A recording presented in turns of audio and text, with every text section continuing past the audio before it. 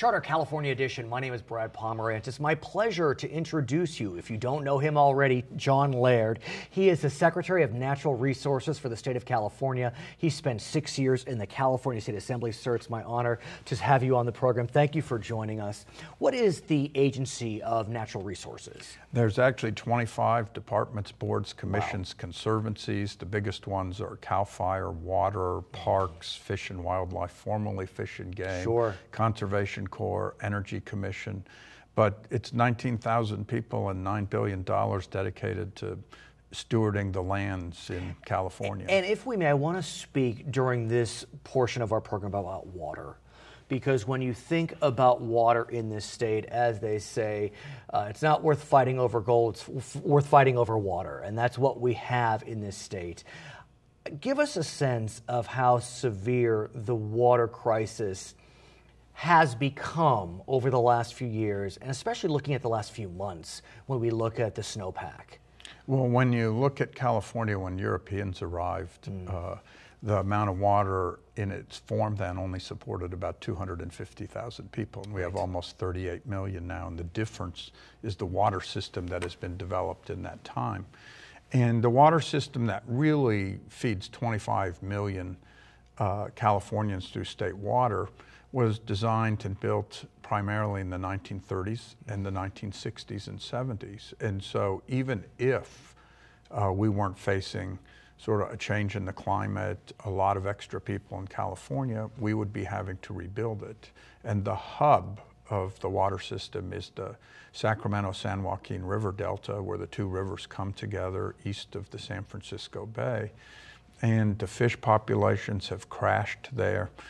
The pumps are located at the south that reverse flows of certain streams and bring salt in from the San Francisco Bay, and actually aren't good for fish into the pumps. And so we really have this mission that the legislature gave us, which is if you're going to do a project and you're going to upgrade it, make sure you determine what amount of water can reliably be taken from the Delta, but at the same time, restore the ecosystem of the Delta. In the backdrop of all of that, we live in a seismic zone up and down the state. And we saw what happened to our friends in New Orleans with the Katrina hurricane. If we have an earthquake of significant stature in the Northern California, Central California area, those 25 million water users could see no water for weeks or months. Or years. Or years. And you say if we have an earthquake, I was on the city council of a town in 1989 that lost 60% of its downtown to an earthquake, and the answer is when we have a significant earthquake.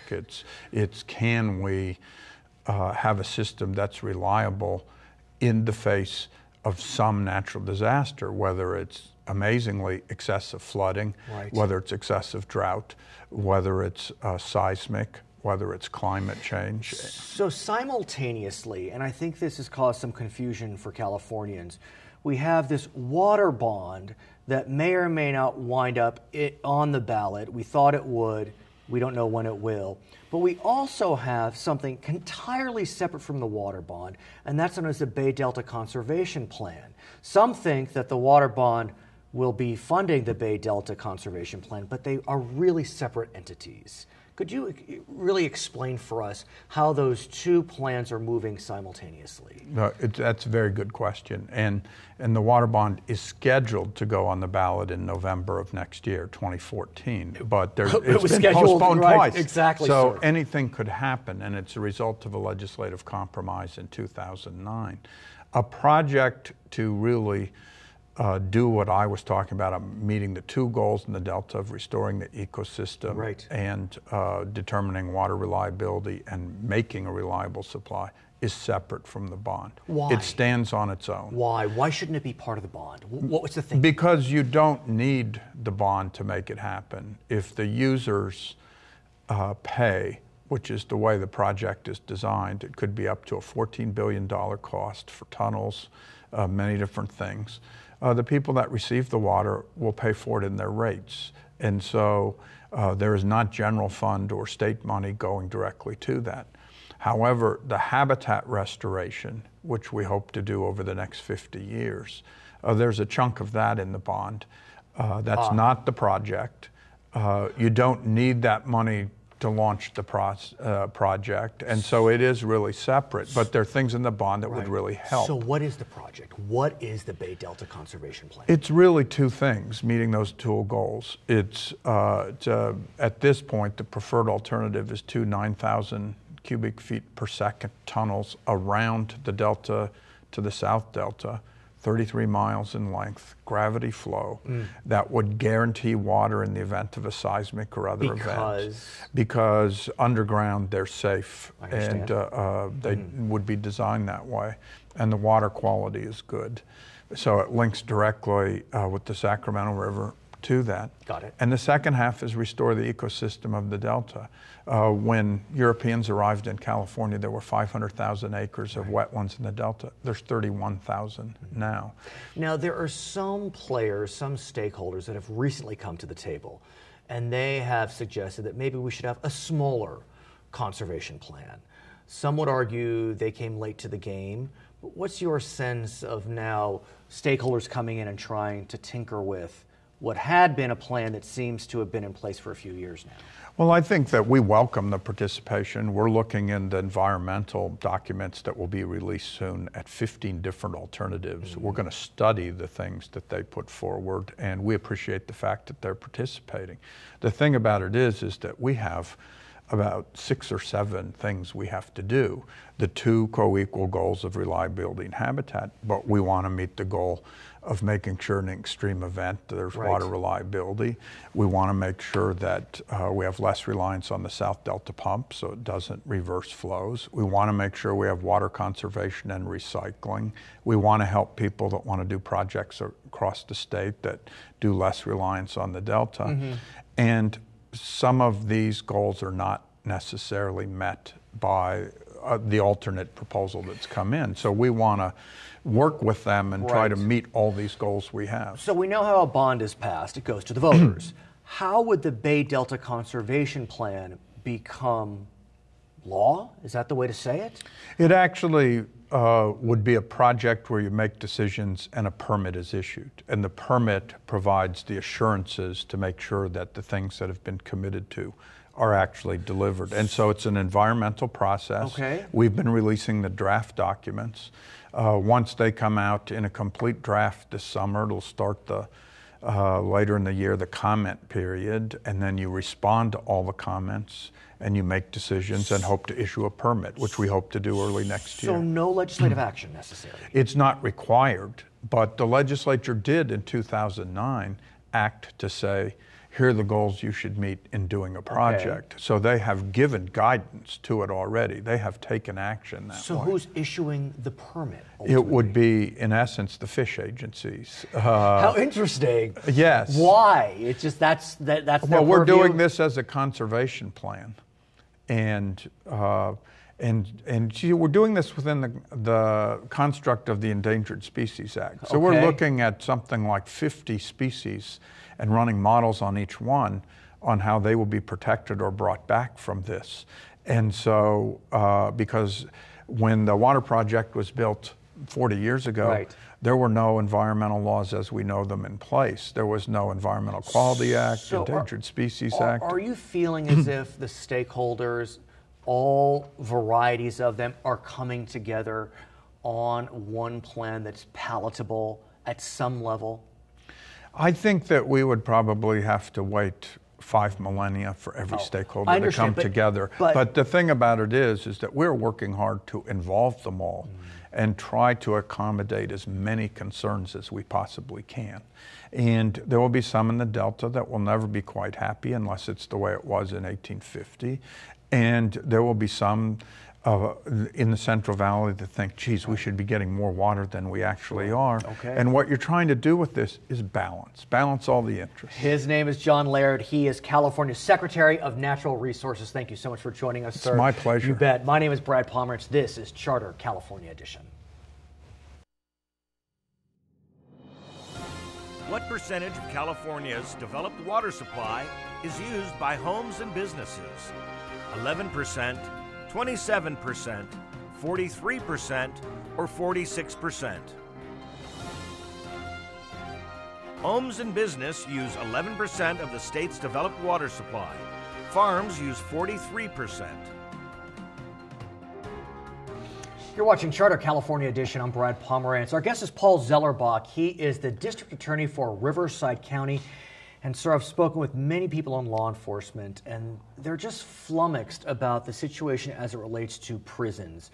You have a court threatening to hold the governor in contempt if he does not decrease the prison population in state prisons. And then you have counties who are taking in these new prisoners as a way to decrease the state prison population, and the counties are suffering. Correct. So talk to me about this just dichotomy that is being presented to our state. Well, that's part of the problem of realignment. It was too much, too soon, all at the same time. The state is trying to solve their problem on the backs of the counties. The counties weren't prepared or equipped for it. And so now we're all suffering the consequences. And the end result in Riverside County is releasing thousands of prisoners back on the streets. Yet, when you say you're releasing thousands of prisoners, I think there's a little confusion about what that really means. Is it a true early release? Is it that you're putting GPS monitoring devices on them? What do we mean when we say we're releasing? Well, so far there's been no early release of prisoners from state prison. Okay. But the Riverside County experience is last year in our county jails, we had to release early 7,000 inmates because of overcrowding in our local county jails. And interestingly, Riverside County is under its own federal court order. 33 of the 58 counties in California are under a federal court order limiting their jail space. And so one could argue, though, that those that are being released early from Riverside County, as an example, they are nonviolent, non-sexual, non-serious. That's the purpose of realignment. And would we not, if we have to release, because the court could order a release of the state, wouldn't we rather release early the three nons than folks who are sitting in state prison? I don't think we should release anyone early. That defeats the whole purpose of the criminal justice system.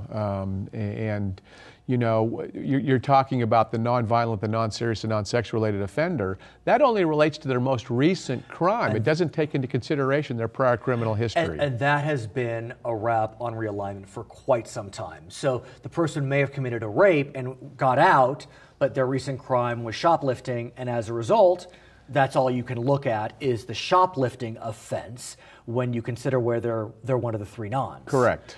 So there have been moves to try to reform realignment, considering prior offenses. You had a bill, for example, you sponsored a bill, I should say. Correct. That would have sent any individual that was sentenced to more than 3 years, even if they were a three non, not to a county, but to the state. Absolutely. It failed. For now. But here's a challenge, sir, and I talked to you not only as the DA, but you were a judge. Correct. What can be done? I mean, I'm pleading, what can be done? A contempt order.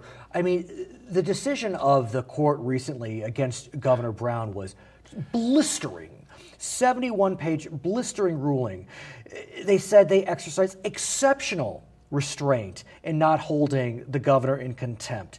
They questioned the governor's good faith. They said there was no convincing evidence that overcrowding is not a problem in California.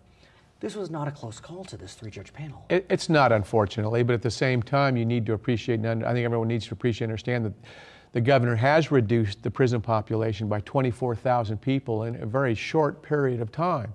And at some point in time, the court needs to be concerned about public safety. And I understand jail overcrowding and not having adequate facilities or resources for inmates, but at the same time, you can't expect the system to change overnight. And I think that's what the court's looking for. Now, Governor Brown has said he wants to take it upstairs. He wants to appeal these rulings.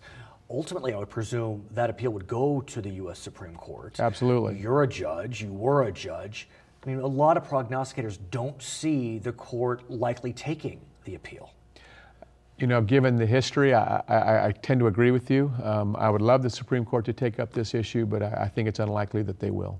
So where do we go from here?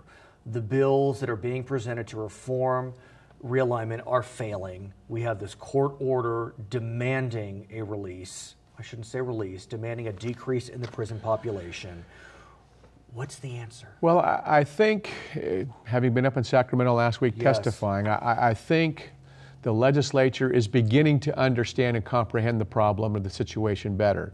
It's a slow process, but I think we're making some headway.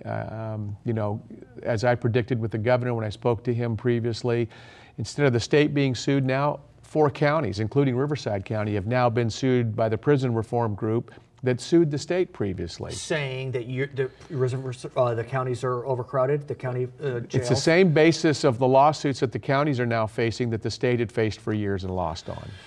At the same time, Governor Brown had tried to have the health care system in state prisons brought back to state control. That has been under receivership for over a decade. Correct. And yet again, Governor Brown was slammed. He lost that ruling. And so there are so many judicial avenues coming at California as it relates to prisons that, I mean, literally as a Californian myself, we just want to throw our hands up and say, well, what do we do? Well, one thing we can do is build more prisons and more county jails. So let's talk about that. I think that's a very, very good point. I do know that in the Inland Empire, there are moves to build more county jails, both in Riverside and in San Bernardino. San Bernardino County already has completed a new facility up in Adelano. Riverside County is now in the phase of designing and going to be constructing a new jail facility in Indio. Okay, so that presumably is good news. But on the flip side, you have this notion that we shouldn't be spending money on jails, we should be spending money on schools. And you hear that mantra. And that's part of the reason why we did see a flurry of jail construction in the 80s and 90s, but it somewhat came to a stop. And I'm talking about state prisons. Correct. And so, I mean, when was the last state prison built? Do you know? Over 10 years ago. So it's been quite some time. Our population continues to grow. Absolutely. And so is there the will to look at whether it's time to start constructing new state prisons? Well, I'm more concerned about county jails. Fair enough, but... Riverside County has half the prison population space that San Bernardino County has. We're behind the 8 ball going into realignment, and now we're suffering the consequences even more. So I think certainly Riverside County and our leaders understand and appreciate the need to build more jail space. Wouldn't it be to any county's advantage if the state started constructing more prisons? Because ultimately, that's the problem. I mean, I'm not advocating one way or the other, but we don't have enough beds. It's that simple. And so if the state started constructing prisons, the pressure would decrease, no? Well, I think you have to approach the issue from many different directions. Building more jail beds or more prison beds is one aspect of it, but with realignment, the hope or expectation is that we're going to reduce recidivism, so we'll have less criminals to incarcerate. So, but it's going to take time. It's not going to happen. No, and you can't build a prison tomorrow. Correct. It's going to take some time. Well, let's talk about recidivism, because there's a lot of noise on this issue. Some are saying that these AB 109 prisoners are committing acts once they get out. Others are saying, well, no, that's not exactly right. You know, it really is the state prisoners.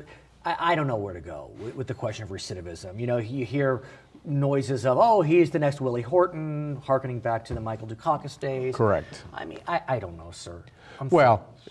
What we are finding is that there are those criminals that are receptive towards rehabilitation, and that there are those that are not. And I think with the limited resources that the state and the counties have, we need to identify those that can best utilize the limited resources that we have for rehabilitation. And the other ones, I think we need to lock up. It's that simple. Well, whether county jail or state prison or both, I think, again, you have to approach the problem from different directions. And I know you're doing that. I'm trying. You're trying, there's no doubt. AB 109 doesn't differentiate between the hardcore criminal, really, and the low-level offender. We'll have to see what happens. He's Paul Zellerbach. He is the district attorney for Riverside County. I'm Brad Pomerance. You are watching Charter California Edition. At its peak, California housed how many prisoners? 156,000, 167,000, 173,000, or 197,000? In 2006-7, California was housing more than 173,000 prisoners in a system built for 80,000. Welcome back to Charter California Edition. I'm Brad Pomerance. We are now joined by Mike Gardner. Mr. Gardner is a member of the Riverside City Council. And, sir, we just spoke with the district attorney for Riverside, Paul Zellerbach, and we delved into the question of realignment and its impact on Riverside County. I want to get a sense from you what your perceived impact of realignment is on the city of Riverside, the largest city in the county. And the county seat and the home of all of the services that the people who are being released early are required to The whole release partake early of. is a kind of a loaded term, but it is a bit. But and I don't mean released from state prison early. That's not a fair criticism. But because we have to make room in the county jails for people who are sent to us from state penitentiary, we have people who would normally be in county jail who are not. They are on the street. Yeah, Mr. Zellerbach said that last year, I believe, 7,000 people had to be released early from Riverside County because they had to make room for these new AB 109 prisoners. Exactly. And so what has that done to Riverside, if anything? Well, we don't have hard statistics yet that will show a direct correlation, but there has been a very noticeable uptick in particularly nonviolent crimes of opportunity, purse snatches, car burglaries, breaking into cars that are parked and taking literally anything. And I have heard that from Long Beach to San Luis Obispo to Sacramento to Los Angeles, that while crime trends seem to be continuing on a nice downward cycle, even in the wake of tough economic times, with AB 109, it may be, and again, like you said, we don't know, that these crimes of opportunity are starting to see upticks. They are definitely increasing. We do not know, cannot show one way or the other whether it's directly because there is a school of thought that as an economy turns around, you will see upticks in property crimes because people are less depressed and they'll go out more, and as a result, you can see those types of scenarios unfold. Yeah, I think you can. My personal feeling is there is a tie there. You almost can't pick up the newspaper without reading a story that a person who's just arrested is associated with an early release in AB 109. I do want to also ask you if you know about this notion of, it's called post-release supervision. Yes. We used to know it as parole. So under AB 109, what we had seen is that the state would take responsibility for parole. Now, much of that responsibility has fallen to the counties. And so Riverside County, just as an example of one county, has seen a significant uptick, over 2,000 more individuals that are under the supervision of the probation department, that's the word for it, for these post-release supervision cases. And I like that aspect of it as long as funding continues to flow. If the counties have to pick up the price tag, that will be very difficult for them. But if state funding comes with the assignment, I think that's a good idea. I think local supervision is better. The area where I have concern with AB 109 is twofold. One is people serving long sentences in county jail, which is not equipped to deal with long-term and has no rehab capability whatsoever. I spoke with Mr. Zellerbach about that, and he had a bill. He sponsored a bill, and that bill focused upon any AB 109 prisoner that was sentenced to more than 3 years, which shouldn't normally happen but can happen as a result of enhancements, should serve time in state prison. That bill did not proceed. It did not. And the reality is, I don't know that any realignment reform bills will proceed with the governor at risk, serious risk, of contempt citation. I'm not sure about that one, but there is some hesitancy on the part of the state as a whole. I don't blame the governor for this. I mean, the legislature passes the legislation. But the state is reluctant to take on added costs. They're trying to claw their way out of a significant fiscal problem, and this is one of the pieces of the puzzle from their side. But that's the area where we need to focus, I think. So you mentioned funding. Arguably, in November 2012, we saw Prop 30 pass. Yes. And Prop 30 passing did provide a constitutional guarantee for realignment. Yes. A lot of focus had been on schools, but there was a realignment portion. There is. And that's very helpful. But again, there's a sunset on There is. that. There And, is. 3 years, if I remember correctly. There is. I'm not sure, but yes. And it needs, as long as the assignment is going to continue, the flow of funds need to continue. Mm-hmm. We cannot generate those funds solely at the local level. I want to shift gears, if I may. Sure. I understand that you are the chair of California's Seismic Safety Commission. I am. And earlier in this episode, we spoke with John Laird. Mr. Laird is the Secretary of Natural Resources Yes. for the state of California. And we were talking about the Bay Delta Conservation Plan, which I don't want to get too detailed into this plan, but part of the motivation behind a desire to create different access points for water coming through or near the Delta is a fear of earthquakes. Yes. As I mentioned with Mr. Laird, we know what happened in New Orleans. The levees broke and New Orleans flooded, and the water supply was at risk. Right. And Mr. Laird said very clearly that if we do have a seismic event of significant proportions, not even if, when we do, 25 million people could have no water for months or years. It's entirely possible. So- Now, we do have some storage in Southern California to help alleviate that risk, but nonetheless, that is a major risk. It's probably the biggest risk of the state water system is interruption of the intake area of the state water project. Where does the State Seismic Safety Commission come in to this entire calculation? We have helped do some of the analysis in the past of the vulnerability of the system and also the agricultural impacts.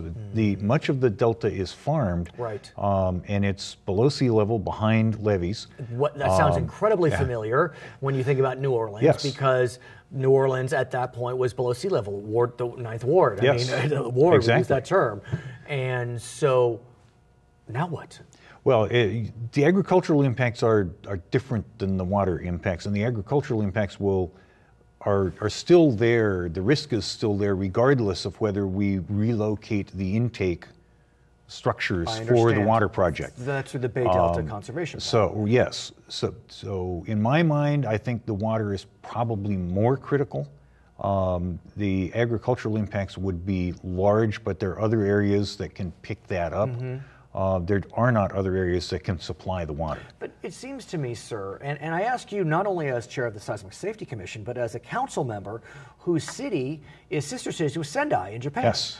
And so have you been to Sendai yet? I have not. Okay, but I know former Mayor Ron Loveridge had went. I'm not Right. sure if any of your colleagues had went as well. Several. Yeah, I mean, that city was absolutely decimated. And so Riverside, if any city knows about the impact of a major earthquake, it's people in Riverside, council members Yes. and mayors of Riverside. And I just don't feel as if we're doing that much in terms of earthquake safety. I mean, so many cities have states have, or countries have early warning systems.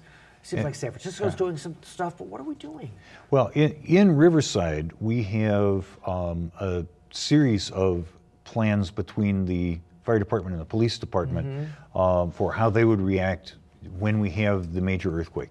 There's been significant new construction and reconstruction on our transportation network to make it more resilient.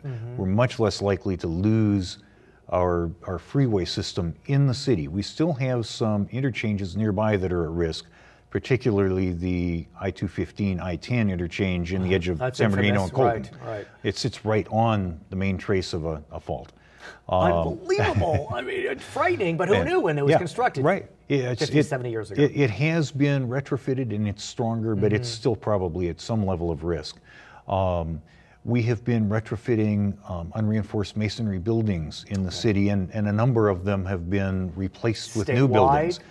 There's an effort statewide. There's not a mandate to tear them down, but there is a push to We'll have to see. retrofit. He's Mike Gardner. I'm Brad Pomerance. Thank you so much for watching Charter California Edition.